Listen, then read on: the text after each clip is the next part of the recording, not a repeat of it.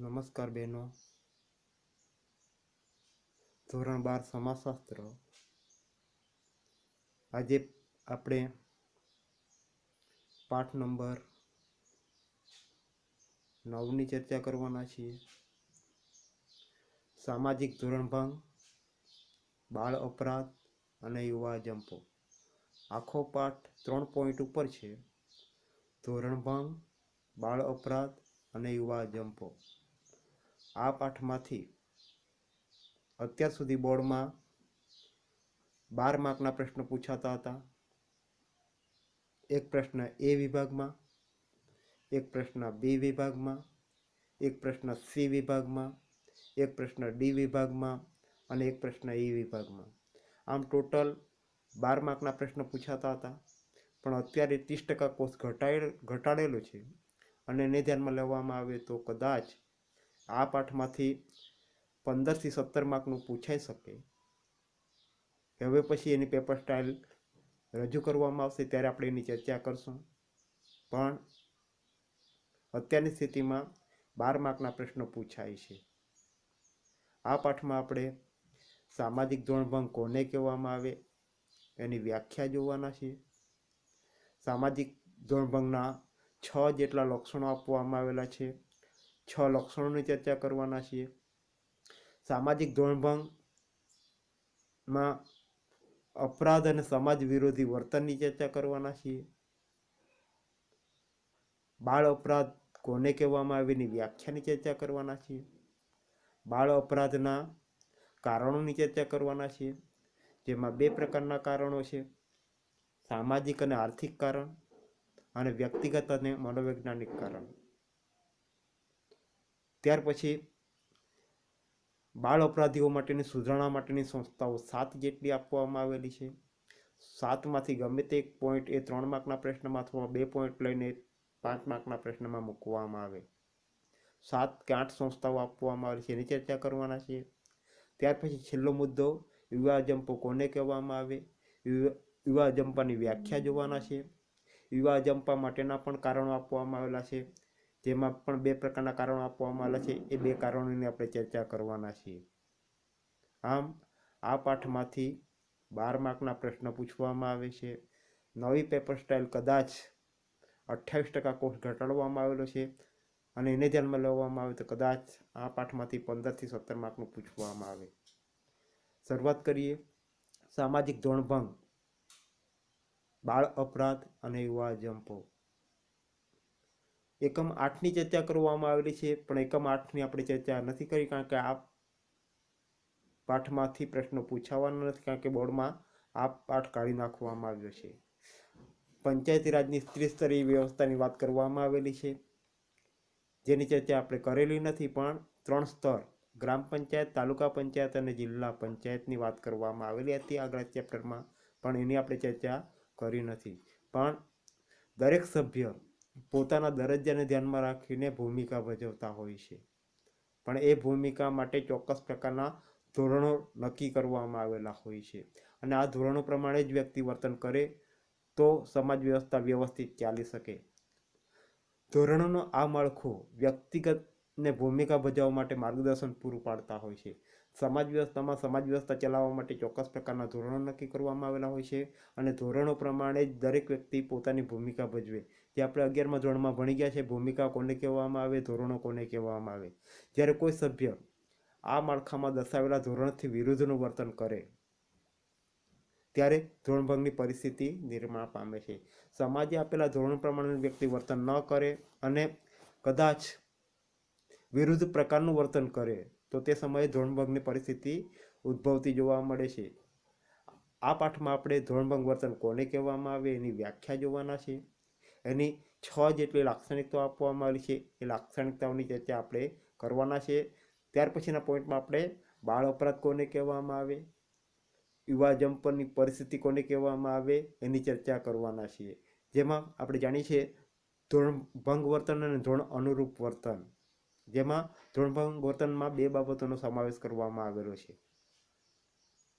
2 બાબતોનો સમાવેશ કરવામાં આવેલો છે, જેમાં ભ્રષ્ટાચાર અને છેતરપિંડી, જેનો આપણે અહીંયા ઉલ્લેખ કરવામાં આવેલો નથી. એની સાથે ધોરણ અનુરૂપ વર્તન માટે અને ધોરણભંગ વર્તન માટે 3 બાબતો જોવા મળે છે. 3 એના સ્વરૂપો જોવા મળે છે, જેમાંનું આપણે એક સ્વરૂપ અહીંયા ચર્ચા કરવાના છીએ.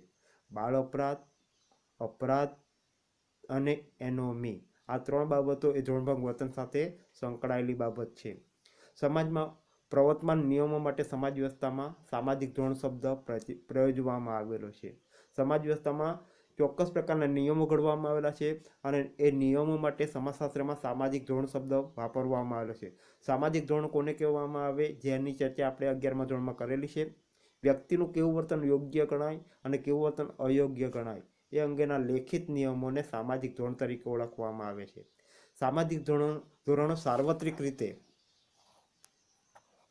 વિશ્વના તમામ સમાજોમાં જોવા મળે છે. કોઈ પણ સમાજ એવો નથી જોવા મળતો જ્યાં સામાજિક ધોરણો ન હોય. જો ધોરણો ન હોય તો સમાજ વ્યવસ્થા વ્યવસ્થિત ચાલી શકે નહીં. પછી ગ્રામ સમુદાય હોય, નગર સમુદાય હોય કે આદિવાસી સમુદાય હોય, ઉચ્ચ જ્ઞાતિ હોય કે નિમ્ન જ્ઞાતિ હોય, તમામ માટે ચોક્કસ પ્રકારના ધોરણો નક્કી કરવામાં આવેલા છે. કોઈ પણ સામાજિક વ્યવસ્થાના અસ્તિત્વનો આધાર સામાજિક ધોરણો છે. જો સમાજ વ્યવસ્થા ચલાવવી હોય તો સામાજિક ધોરણો મહત્વના જોવા મળે છે.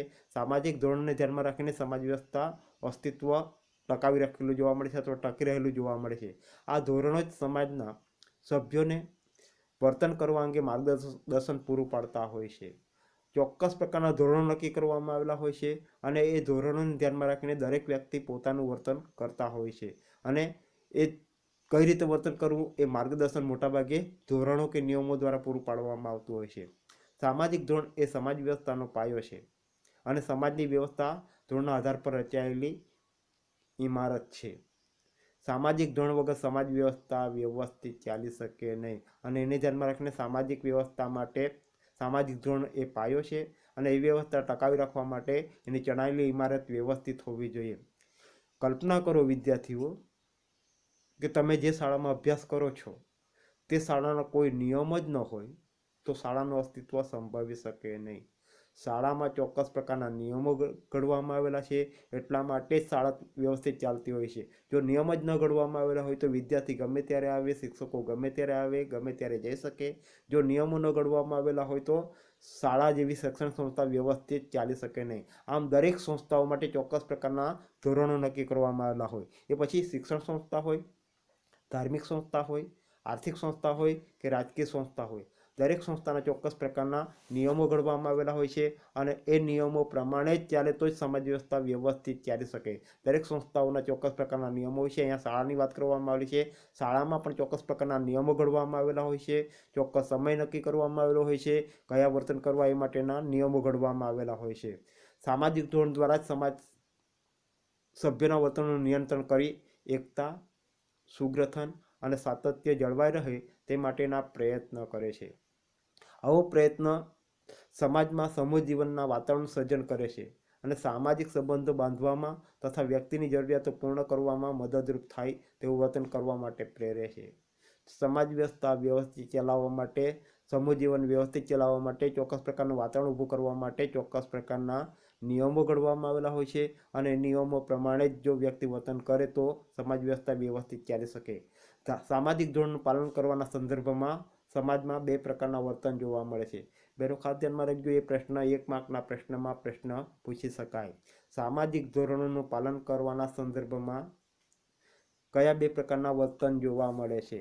ધોરણ અનુરૂપ વર્તન, જેને આપણે ધોરણ અનુરૂપતા તરીકે પણ ઓળખાવી શકીએ, અને ધોરણ વિરુદ્ધ વર્તન, જેને ધોરણભંગ અથવા સામાજિક વિચલન તરીકે પણ ઓળખવામાં આવે છે. 2 પ્રકારના વર્તનો જોવા મળતા હોય છે. 1 માર્કના પ્રશ્નમાં પ્રશ્ન પૂછવામાં આવે, સામાજિક ધોરણનું પાલન કરવા માટેના સંદર્ભમાં કયા 2 પ્રકારના વર્તન જોવા મળે છે? ધોરણ અનુરૂપતા અથવા ધોરણ ભંગ. 2 તમે શબ્દ લખી શકો, અથવા ધોરણ અનુરૂપ વર્તન અને ધોરણ વિરુદ્ધ વર્તન. દરેક સમાજને પોતપોતાના આગવા ધોરણો હોય છે. દરેક સમાજ, પછી એ આદિવાસી સમાજ હોય, ગ્રામ્ય સમુદાય સમાજ હોય કે નગર સમાજ હોય, દરેક સમાજમાં ચોક્કસ પ્રકારના ધોરણો નક્કી કરવામાં આવેલા છે. આ ધોરણો આપણે 11મા ધોરણમાં ભણી ગયા 2 પ્રકારના છે, ઔપચારિક અને અનૌપચારિક. આ ધોરણોમાં લોકરીતિઓ આવે, રિવાજો, મૂલ્યો, ટ્રાફિકના નિયમો, રાજ્ય ઘડેલા કાયદાઓ વગેરેનો સમાવેશ થાય છે. લોકરીતિઓ કોને કહેવામાં આવે, રિવાજો કોને કહેવામાં આવે, મૂલ્યો કોને કહેવામાં આવે એ અંગેની ચર્ચા આપણે 11મા ધોરણમાં કરી હતી. દરેક સમાજના સભ્યો પોતાના સમાજમાં પ્રવર્તતા સામાજિક ધોરણનો સ્વીકાર કરી ધોરણની મર્યાદામાં રહી તે મુજબ પોતાનું વર્તન વ્યવહાર ગોઠવે તો તેને ધોરણ અનુરૂપ વર્તન કહેવામાં આવે છે. બેનો 1 માર્કના પ્રશ્નમાં પ્રશ્ન પૂછવામાં આવે, ધોરણ અનુરૂપ વર્તન એટલે શું? દરેક સમાજના સભ્યો પોતાના સમાજમાં પ્રવર્તતા સામાજિક ધોરણોનો સ્વીકાર કરે, ધોરણોની મર્યાદામાં રહી તે મુજબ પોતાનું વર્તન વ્યવહાર ગોઠવે તો તેને ધોરણ અનુરૂપ વર્તન તરીકે ઓળખવામાં આવે છે. અથવા વ્યક્તિ સમાજે આપેલા ધોરણો પ્રમાણેનું વર્તન કરે તો એને ધોરણ અનુરૂપ વર્તન તરીકે ઓળખાવી શકાય. સમાજના તમામ સભ્યો દ્વારા હંમેશા ધોરણ અનુરૂપ જ વર્તન થતું હોય કે થાય તેવું જોવા મળતું નથી. દરેક વ્યક્તિ જાણીએ અજાણીએ ધોરણો પ્રમાણેનું વર્તન કરવા માંગતા હોય છે, પણ ઘણી વખત જાણીએ અજાણીએ ધોરણ અનુરૂપ વર્તન ન પણ થતું હોય, ન પણ જોવા મળતું હોય. સમાજના કેટલાક સભ્યો દ્વારા ક્યારેક જાણતા અજાણતા ધોરણથી વિરુદ્ધનું વર્તન થઈ જતું હોય છે. જાણતા અજાણતા આમ કરવા ન માંગતા હોય પણ થઈ જતું હોય છે. આવું સામાજિક ધોરણથી વિરુદ્ધનું વર્તન એટલે સામાજિક ધોરણભંગ વર્તન કે સામાજિક વિચલન. જો સમાજે આપેલા ધોરણો પ્રમાણેનું વ્યક્તિ વર્તન ન કરે અને મન ફાવે તેવું વર્તન કરે તેને સામાજિક ધોરણભંગ વર્તન અથવા સામાજિક વિચલન તરીકે ઓળખાવી શકાય. જો સમાજમાં ધોરણભંગ વર્તનની માત્રા અને પ્રમાણમાં વધારો થાય તો તે સમાજ માટે પડકારરૂપ અને સમસ્યારૂપ બને છે. જો ધોરણભંગ વર્તન સતત વધતું જાય અને માત્રામાં વધારો થતો જાય તો તે સમયે સમાજ વ્યવસ્થામાં જુદી જુદી સમસ્યાઓ અસ્તિત્વમાં આવતી હોય છે.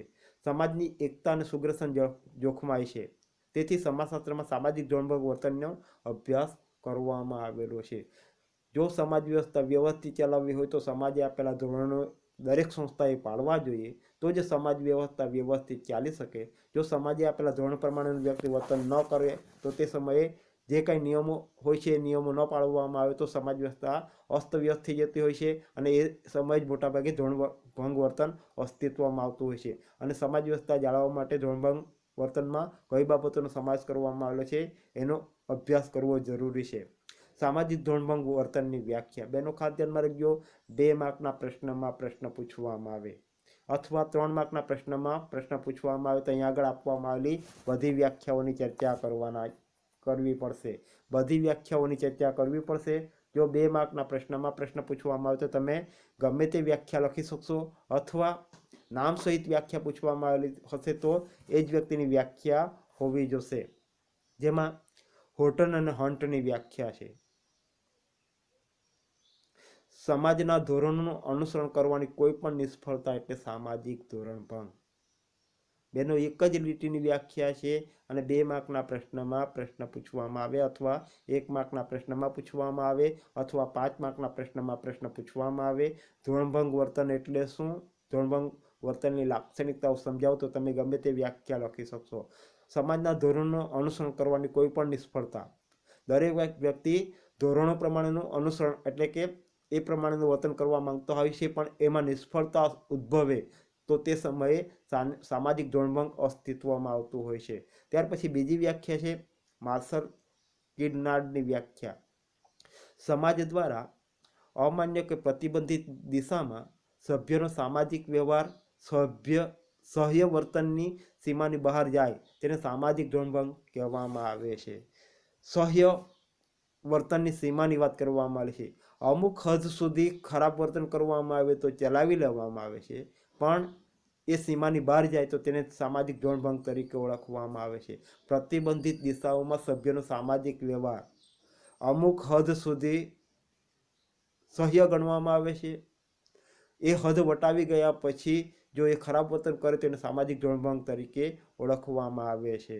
ત્યાર પછી ત્રીજી વ્યાખ્યા છે રોબર્ટ મર્ટનની વ્યાખ્યા. બેનો ખાસ ધ્યાનમાં રાખજો, બોર્ડમાં 1 માર્કના પ્રશ્નમાં પૂછાઈ ગયેલો પ્રશ્ન છે. સમાજશાસ્ત્રી રોબર્ટ મર્ટને ધોરણભંગની શું વ્યાખ્યા આપેલી છે? 1 માર્કના પ્રશ્નમાં બોર્ડમાં પૂછાઈ ગયેલો પ્રશ્ન છે. રોબર્ટ મર્ટનના મતે સમાજ માન્ય ધોરણોથી વિરુદ્ધનું વ્યક્તિનું વર્તન એટલે સામાજિક ધોરણભંગ. સમાજ માન્ય ધોરણોથી વિરુદ્ધનું વ્યક્તિનું વર્તન. ચોક્કસ ધોરણો નક્કી કરવામાં આવેલા હોય છે અને એ ધોરણોથી વિરુદ્ધની વ્યક્તિઓ દ્વારા અવર્તન કરવામાં આવે તો એને સામાજિક ધોરણભંગ તરીકે રોબર્ટ મર્ટન ઓળખાવે છે. રોબર્ટ મર્ટન ધોરણભંગના ખ્યાલને વધુ સ્પષ્ટ કરવા માટે એનોમીનો સિદ્ધાંત આપ્યો હતો. બેનો વિકલ્પમાં એક પ્રશ્ન 1 માર્કના પ્રશ્નમાં પૂછાઈ ગયેલો પ્રશ્ન છે. રોબર્ટ મર્ટને ધોરણભંગના ખ્યાલ માટે કયો ખ્યાલ સિદ્ધાંત રજૂ કરેલો છે? એનોમીનો સિદ્ધાંત. 1 માર્કના પ્રશ્નમાં બોર્ડમાં આ પ્રશ્ન પૂછાઈ ગયેલો છે. ત્યાર પછી ચોથી વ્યાખ્યા છે હાવર્ડ બેકરની વ્યાખ્યા છે. ધોરણભંગને સમાજ દ્વારા સ્વીકારાયેલ નિયમોના ભંગ તરીકે ઓળખવામાં આવે છે. ધોરણભંગને સમાજ દ્વારા સ્વીકારાયેલ નિયમોના ભંગ તરીકે ઓળખવામાં આવે છે. ચોક્કસ પ્રકારના નિયમો નક્કી કરવામાં આવેલા હોય છે અને એ નિયમો ન સ્વીકારવામાં આવે તો એને ધોરણભંગ તરીકે ઓળખવામાં આવે છે. ટૂંકમાં સામાજિક ધોરણભંગ વર્તન એટલે સમાજે રચેલા કે પ્રસ્થાપિત કરેલા ધોરણથી વિરુદ્ધનું વર્તન કે ધોરણનો ભંગ કરતું વર્તન. બેનો ખાસ ધ્યાનમાં રાખજો, અહીંયા આગળ 4 વ્યાખ્યા આપવામાં આવી છે. પહેલી વ્યાખ્યા આપવામાં આવી છે હર્ટન અને હોર્ટનની, બીજી વ્યાખ્યા માર્શલ કિર્નાર્ડની, ત્રીજી વ્યાખ્યા રોબર્ટ મર્ટનની અને ચોથી વ્યાખ્યા હાવર્ડ બેકરની વ્યાખ્યા છે. તમે ગમે તે એક વ્યાખ્યા લખી શકશો. ત્યાર પછી આવે છે બેનો પ્રશ્ન બદલાઈ જાય છે. આગળ આપણે ચર્ચા કરી સમાજ વ્યવસ્થા સામાજિક ધોરણનું પાલન કરવાના સંદર્ભમાં કયા 2 પ્રકારના વર્તન જોવા મળે છે? તો ત્યાં જવાબ આવશે ધોરણ અનુરૂપ વર્તન અને ધોરણ વિરુદ્ધ વર્તન. અહીંયા પ્રશ્ન બદલાઈ જાય છે. સમાજ વ્યવસ્થાની જાળવણી માટે કયા 2 પ્રકારના ધોરણો જોવા મળે છે? હકારાત્મક ધોરણો અને નકારાત્મક ધોરણો. બેનો ખાસ ધ્યાનમાં રાખજો, એ પ્રશ્ન 1 માર્કના પ્રશ્નમાં પૂછાય તો ફક્ત 2 શબ્દ લખવાના છે, હકારાત્મક ધોરણો અને નકારાત્મક ધોરણો. પણ એ જ પ્રશ્ન 2 માર્કના પ્રશ્નમાં પૂછવામાં આવે તો હકારાત્મક ધોરણો કોને કહેવામાં આવે અને નકારાત્મક ધોરણો કોને કહેવામાં આવે એ લખવાનું છે. જેમાં હકારાત્મક ધોરણો એટલે કે વ્યક્તિને કેવું વર્તન કરવું તે દર્શાવતા ધોરણો. દાખલા તરીકે અહીંયા આગળ ઉદાહરણ આપવામાં આવ્યું છે વડીલોને માન આપવું જોઈએ અથવા આદર આપવો જોઈએ, બીમારની સેવા કરવી જોઈએ.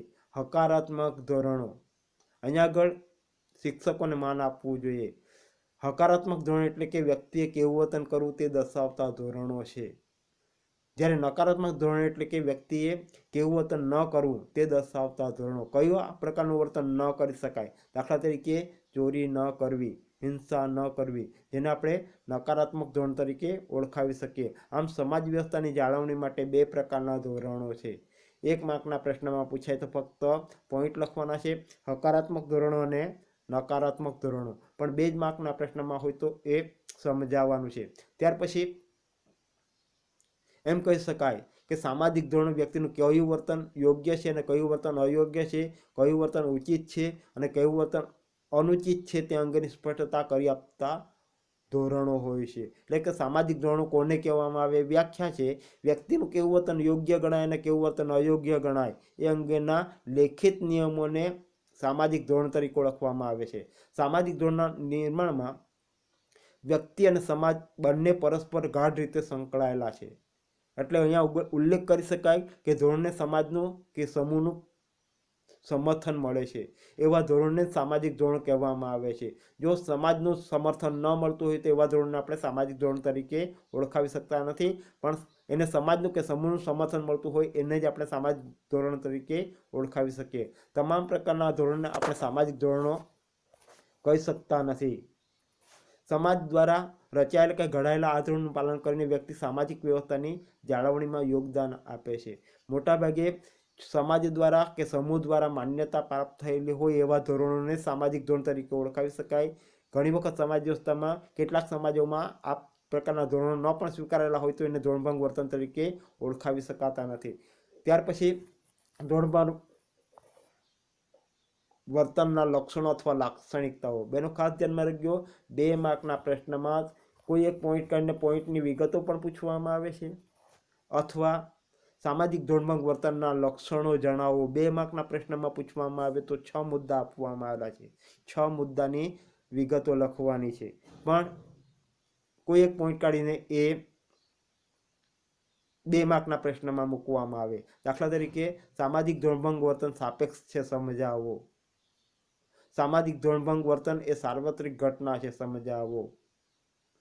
2 માર્કના પ્રશ્નમાં પ્રશ્ન પૂછવામાં આવે. બેનો ખાસ ધ્યાનમાં રાખજો, એ પ્રશ્ન બોર્ડમાં 5 માર્કના પ્રશ્નમાં પૂછાઈ ગયેલો પ્રશ્ન છે. બોર્ડમાં 5 માર્કના પ્રશ્નમાં પૂછાઈ ગયેલો પ્રશ્ન છે.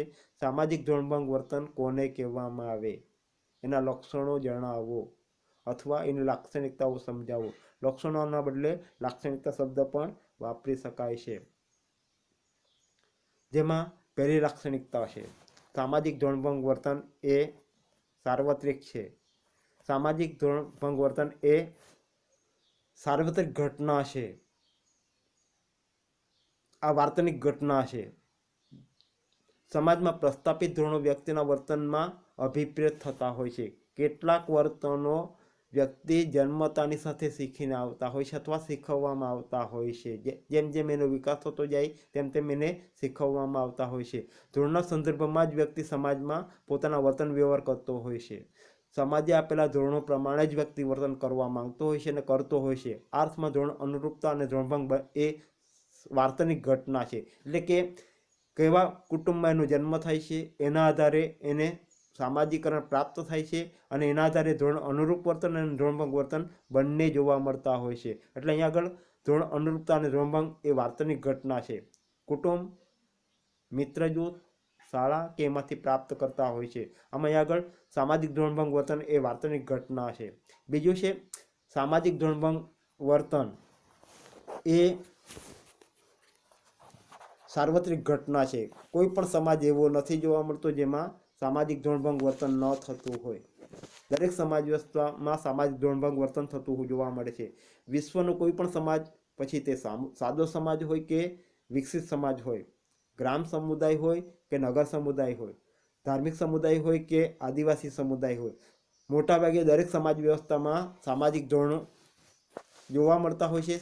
સામાજિક ધોરણો પ્રમાણેનું વર્તન કરવા માટેના પ્રયત્નો કરવામાં આવતા હોય છે.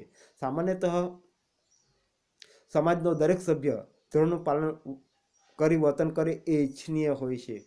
દરેક વ્યક્તિ પાસે સમાજે આપેલા ધોરણો પ્રમાણેનું વર્તન કરાવવા માટેના પ્રયત્નો કરવામાં આવતા હોય છે, પણ હંમેશા સમાજના તમામ સભ્યોથી દરેક પરિસ્થિતિમાં ધોરણનું પાલન કરવું શક્ય બનતું નથી અને તેથી ધોરણભંગ વર્તનની ઘટના સર્જાતી હોય છે.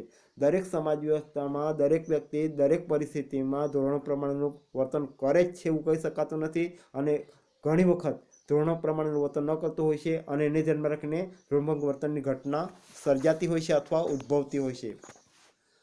આ અર્થમાં સામાજિક ધોરણભંગ વર્તન એક સાર્વત્રિક ઘટના છે એમ કહી શકાય. કોઈ પણ સમાજ વ્યવસ્થા એવી નથી જોવા મળતી જ્યાં ધોરણભંગ વર્તન ન થતું હોય. દરેક સમાજ વ્યવસ્થામાં પછી વિકસિત સમાજ હોય, અલ્પ વિકસિત સમાજ હોય કે વિકાસશીલ સમાજ હોય, ગ્રામ સમુદાય હોય, નગર સમુદાય હોય, આદિવાસી સમુદાય હોય કે ધાર્મિક સમુદાય હોય, દરેક સમુદાયમાં મોટાભાગે ધોરણભંગ વર્તન જોવા મળતા હોય છે અને એટલા માટે ધોરણભંગ વર્તન એ સાર્વત્રિક ઘટના છે. ત્યાર પછી ત્રીજું લક્ષણ છે સામાજિક ધોરણભંગ વર્તન સાપેક્ષતા ધરાવે છે. સામાજિક ધોરણભંગ વર્તન સાપેક્ષ છે. સાપેક્ષ એટલે એક જગ્યાએ ધોરણભંગ વર્તન ધોરણ પ્રમાણે પાલન ન કરવામાં આવે તેને ધોરણભંગ વર્તન તરીકે ઓળખવામાં આવે છે. બીજી પરિસ્થિતિમાં એ જ પ્રકારનું વર્તન કરવામાં આવે તેને ધોરણ અનુરૂપ વર્તન તરીકે ઓળખવામાં આવે છે. એટલે અહીંયા આગળ સાપેક્ષતા ધરાવે છે. 2 માર્કના પ્રશ્નમાં બેનો ખાસ ધ્યાનમાં રાખજો, બોર્ડમાં પૂછાઈ શકે. સામાજિક ધોરણભંગ વર્તન સાપેક્ષતા ધરાવે છે. સામાજિક ધોરણભંગ વર્તન સાપેક્ષ છે. એક સમાજમાં જે વર્તન ધોરણભંગ ગણાતું હોય તે વર્તન બીજા સમાજમાં ધોરણભંગ વર્તન ન પણ હોય. દાખલા તરીકે અહીંયા આગળ ઉદાહરણ આપવામાં આવેલું છે. ગુજરાતમાં મદ્યપાન કરવું તે ધોરણભંગ વર્તન છે. ગુજરાતમાં દારૂ પીવો, બનાવવો, વેચવો એને ધોરણભંગ વર્તન તરીકે ઓળખાવી શકાય, કારણ કે ગુજરાતમાં દારૂ પ્રતિબંધિત છે. દારૂ પી શકાતો નથી, વેચી શકાતો નથી અને બનાવી શકાતો નથી. ગુજરાતમાં મદ્યપાન કરવું તે ધોરણભંગ વર્તન છે. મદ્યપાન એટલે દારૂનું સેવન કરવું તે. જ્યારે મહારાષ્ટ્રમાં ગુજરાતને અડીને આવેલું બીજું રાજ્ય મહારાષ્ટ્ર, દીવ કે દમણ, જ્યાં ધોરણભંગ વર્તન ગણાતું નથી, ત્યાં છૂટથી દારૂ પીવાય છે, બનાવાય છે અને વેચાય છે. એક રાજ્યમાં કાયદો છે એટલા માટે ત્યાં આગળ એવું વર્તન કરવામાં આવે તે ધોરણભંગ વર્તન છે. જ્યારે બીજી બીજા રાજ્યમાં એ પ્રકારનો કાયદો જોવા મળતો નથી અને એને ધ્યાનમાં રાખીને ત્યાં આગળ એવું વર્તન કરવામાં આવે તેને ધોરણભંગ વર્તન તરીકે ઓળખાવી શકાતું નથી. એ જ રીતે કેટલાક સમાજમાં મામા ફોઈના સંતાન સાથે લગ્ન કરી શકાય છે, ત્યારે કેટલાક સમાજમાં કરી શકાતા નથી, કેટલીક જ્ઞાતિઓમાં કરી શકાતા નથી. જે જ્ઞાતિઓમાં કરવામાં આવે છે, છૂટ આપવામાં આવે છે, ત્યાં આગળ આવા વર્તનને ધોરણભંગ વર્તન તરીકે ઓળખાવી શકાતું નથી. પણ બીજી પરિસ્થિતિમાં એને ધોરણભંગ વર્તન તરીકે બીજા સમાજમાં કે બીજી જ્ઞાતિમાં જ્યાં નિયમ છે ત્યાં આગળ એ ધોરણભંગ વર્તન તરીકે ઓળખાવી શકાય છે. કોઈપણ સમાજના ધોરણને તે સમાજની સંસ્કૃતિ અને મૂલ્ય સાથે સીધો સંબંધ હોય છે. મૂલ્ય અને સંસ્કૃતિમાં તફાવત હોવાને કારણે તે સમાજના ધોરણો અન્ય સમાજ કરતાં અલગ હોય તે સમજી શકાય તેવી બાબત છે. આ અર્થમાં સામાજિક ધોરણભંગ વર્તન સાપેક્ષતા ધરાવે છે. એનું ખાસ ધ્યાનમાં રાખજો. 2 માર્કના પ્રશ્નમાં પ્રશ્ન પૂછવામાં આવે તો અહીંયા આગળ આપવામાં આવ્યું છે એ પ્રમાણે લખવાનું છે. 2 માર્કના પ્રશ્નમાં પ્રશ્ન આ પ્રમાણે હોઈ શકે: સામાજિક ધોરણભંગ વર્તન સાપેક્ષતા ધરાવે છે, સમજાવો. તો અહીંયા આગળ જ્યાં આગળ સામાજિક ધોરણો સ્વીકારવામાં આવેલા છે તો ત્યાં આગળ એ પ્રકારના વર્તનને ધોરણ અનુરૂપ વર્તન તરીકે ઓળખવામાં આવે. જ્યાં સ્વીકારવામાં ન આવેલું હોય ત્યાં ધોરણ વિરુદ્ધ વર્તન તરીકે ઓળખાવી શકાય છે. ત્યાર પછી ચોથું છે સામાજિક ધોરણભંગ વર્તનનું વૈવિધ્ય. જ્ઞાતિ, જાતિ, ધર્મ, ગામડું, શહેર જેવી બહુવિધતા ધરાવતા ભારતીય સમાજમાં લોકોની બહુવિધતા જોવા મળે છે. જે આપણે પહેલા ચેપ્ટરમાં જોયું. ભારત એ બહુધર્મી દેશ છે. બીજા ચેપ્ટરમાં પણ આપણે જોયું ભારતમાં જુદી જુદી જ્ઞાતિઓ જોવા મળે છે, જુદી જુદી જાતિઓ જોવા મળે છે, જુદા જુદા ધર્મ જોવા મળે છે, 6 લાખ કરતાં પણ વધારે ગામડાઓ જોવા મળે છે. શહેર સમુદાય કોને કહેવામાં આવે એની ચર્ચા આપણે આગલા ચેપ્ટરમાં કરી છે. આ રીતે ભારત એ બહુવિધતા ધરાવતો દેશ છે. ધોરણનું આવું વૈવિધ્ય ધોરણભંગ વર્તનની શક્યતા વધારે છે. આથી ધોરણભંગ વર્તનની સાથે સહ્ય વર્તનની સીમાના ખ્યાલને સમજવો જરૂરી છે. ક્યાં સુધી ધોરણભંગ વર્તનને સ્વીકારી શકાય, સીમા વટાવી ગયા પછી એને સ્વીકારવામાં આવતું નથી. દાખલા તરીકે પરીક્ષામાં આજુબાજુ પૂછી લેવામાં આવે, આજુબાજુ સહેજ નજર કરી લેવામાં આવે તો એને ધોરણભંગ વર્તન તરીકે ઓળખાવી શકાય નહીં. પણ જો ચોરી કરતાં પકડાઈ જાય તો ત્યાં આગળ એ ધોરણભંગ વર્તન તરીકે ઓળખાવી શકાય છે. આ ખ્યાલ મુજબ જ્યાં સુધી સમાજના સભ્યો ધોરણની સહ્ય સીમા કે મર્યાદામાં રહીને વર્તન વ્યવહાર કરે ત્યાં સુધી તે વર્તન ધોરણભંગ વર્તન ગણાતું નથી. સહ્ય વર્તન કરવામાં આવે, 1-2 વખત જૂઠું બોલવામાં આવે તો ચલાવી લેવામાં આવતું હોય છે, પણ વ્યક્તિ વારંવાર જૂઠું બોલે તો એ ચલાવી લેવામાં આવતું નથી. 1-2 સામાન્ય ચોરી કરવામાં આવે તો ત્યાં સુધી એ વ્યક્તિને માફ કરવામાં આવે છે, પણ મોટી ચોરી કરવામાં આવે તો આવી વ્યક્તિઓને માફ કરવામાં આવતા નથી. એટલે સહ્ય વર્તન સીમા વટાવી ગયા પછી એ ધોરણભંગ વર્તન બની શકતું હોય છે. પરંતુ જ્યારે વ્યક્તિ કે સમૂહ સમાજે નિયત કરેલી આ સહ્ય સીમા રેખાને ઓળંગે છે ત્યારે તે સામાજિક ધ્યેય પ્રાપ્તિ માટે પડકારજનક બને છે.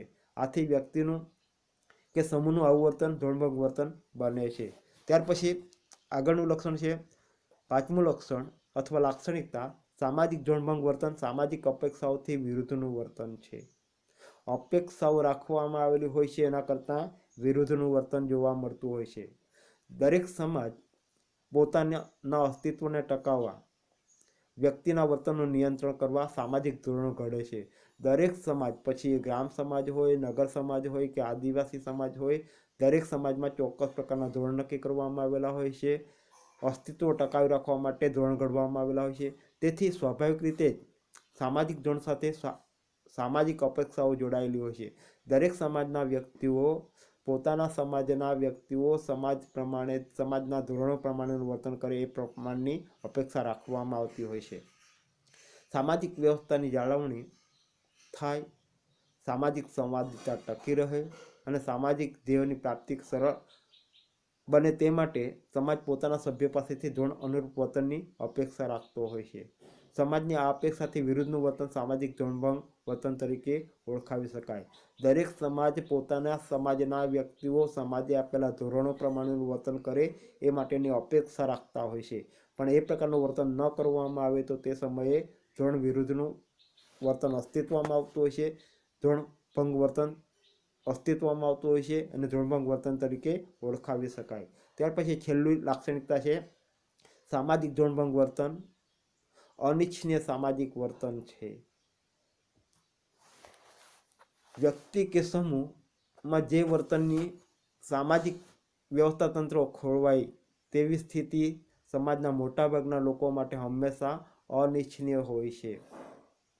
સમાજ વ્યવસ્થા ખોરવાઈ જાય એવી અસ્તિત્વમાં આવે તો એવી પરિસ્થિતિને અનિચ્છનીય સામાજિક વર્તન તરીકે ઓળખાવી શકાય. દાખલા તરીકે કોમી હુલ્લડો, બે ધર્મને ધ્યાનમાં રાખીને સંઘર્ષ થયો હોય અથવા હુલ્લડો ફાટી નીકળ્યા હોય.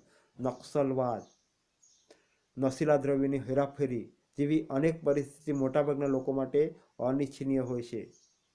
ધૂળભંગ વર્તનથી ઊભી થતી અરાજકતા તરફ તેઓ નારાજગી વ્યક્ત કરતા હોય છે. આ રીતે જોઈએ તો સામાજિક ધૂળભંગ વર્તન અનિચ્છનીય સામાજિક વર્તન છે. સમાજ ઈચ્છે છે એ પ્રકારનું વર્તન ન કરવામાં આવે તો એને અનિચ્છનીય વર્તન તરીકે ઓળખાવી શકાય. અહીંયા આગળ ઉદાહરણ આપવામાં આવે છે કોમી હુલ્લડો, નક્સલવાદ, નશીલા દ્રવ્યોની હેરાફેરી જેવી અનેક પરિસ્થિતિ મોટાભાગને સમાજમાં અનિચ્છનીય બાબત ગણવામાં આવે છે અને આવી પરિસ્થિતિ ઊભી કરવામાં આવે તો એને ધૂળભંગ વર્તન તરીકે ઓળખાવી શકાય છે. આમ બેનો ખાસ ધ્યાનમાં રાખજો, 5 માર્કના પ્રશ્નમાં પૂછવામાં આવે. 5 માર્કના પ્રશ્ન પૂછવામાં આવે, ધૂળભંગની વ્યાખ્યા આપી, ધૂળભંગની લાક્ષણિકતાઓ સમજાવવું બોર્ડમાં પૂછાઈ ગયેલો પ્રશ્ન છે. અહીંયા આગળ 6 જેટલી લાક્ષણિકતાઓ આપવામાં આવેલી છે. બેનો ખાસ ધ્યાનમાં રાખજો, 1 માર્કના પ્રશ્નમાં પૂછાય, 2 માર્કના પ્રશ્નમાં પૂછાય અથવા અહીંયા આગળ આપવામાં આવે છે એ પ્રમાણે 5 માર્કના પ્રશ્નમાં પૂછાય. ઘણી વખત વ્યાખ્યા માંગવામાં આવેલી હોય અથવા ન પણ માંગવામાં આવેલી હોય. ન માંગવામાં આવેલી હોય તો લખવાની જરૂર નથી, માંગવામાં આવેલી હોય તો અવશ્ય લખવાનું છે, કારણ કે એ 5 માર્કના પ્રશ્નમાંથી 1 માર્કનો પ્રશ્ન ગણવામાં આવતો હોય છે. ત્યાર પછી હવે આપણે ચર્ચા કરશું ધૂળભંગ વર્તન માટેના જવાબદાર પરિબળો કયા છે, સમાજ વિરોધી વર્તન કોને કહેવામાં આવે, અપરાધ કોને કહેવામાં આવે અને સમાજ વિરોધી વર્તન કોને કહેવામાં આવે. અપરાધની વ્યાખ્યા આપણે હવે પછીના ભાગમાં જોશું.